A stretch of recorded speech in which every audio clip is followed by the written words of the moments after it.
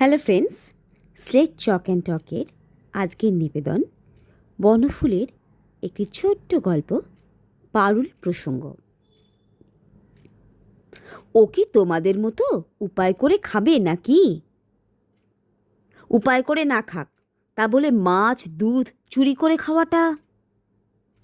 আমার ভাগের মাছ দুধ আমি ওকে খাওয়াবো।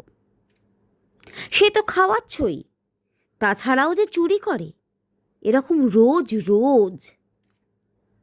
বাড়িয়ে বলা, কেমন তোমার স্বভাব, রোজ রোজ খায়? যাই হোক, আমি বেড়ালকে মাছ দুধ কেলাতে পারবো না, পয়সা আমার অত সস্তা নয়।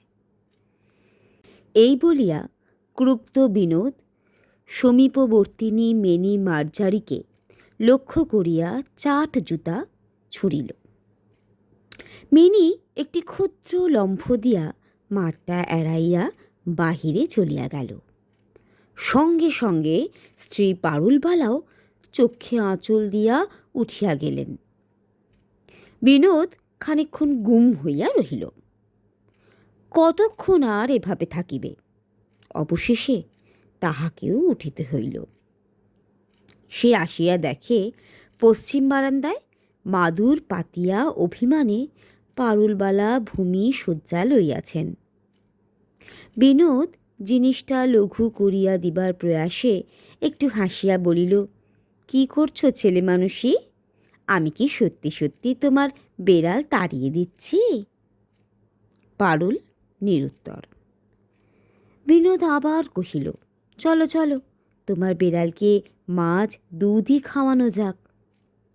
পারুল, হ্যাঁ, সে তো তোমার কাছে মাছ দুধ খাওয়ার জন্যে বসে আছে কি না?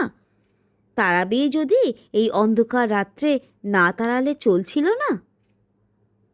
আচ্ছা, আমি খুঁজে আনছি তাকে। কোথায় আজ যাবে? বিনোদ লণ্ঠন হাঁটতে বাহির হইয়া গেল। এদিক ওদিক রাস্তাঘাট, জাম গাছতলা প্রভৃতি চারিদিক খুঁজিল, কিন্তু মেনির দেখা পাইল না। নিরাশ হইয়া অবশেষে ফিরিয়া আসিয়া দেখিল পারুল ঠিক তেমনিভাবেই শুইয়া আছে। কই, দেখতে পেলাম না তো বাইরে। সে আসবে ঠিক, চলো ভাত খাইগে চলো। চলো, তোমাকে ভাত দিই, আমার আর খিদে নেই। হাঙ্গার স্ট্রাইক করবে নাকি? পারুল আসিয়া রান্নাঘরে যাহা দেখিল তাহা সংক্ষিপ্ত।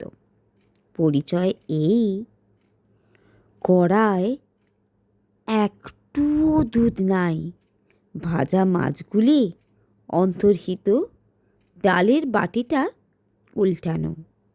এই বিসদৃশ্য ব্যাপার দেখিয়া পারুল অপ্রস্তুত। বিনোদ এ সম্বন্ধে আর আলোচনা করা নিরাপদ নয় ভাবিয়া যাহা পাইল খাইতে বসিয়া গেল। পারুলবালাও খাইলেন। উভয়ে শুইতে গিয়া দেখে মেনি কুণ্ডলি পাকাইয়া আরাম করিয়া তাহাদের বিছানায়।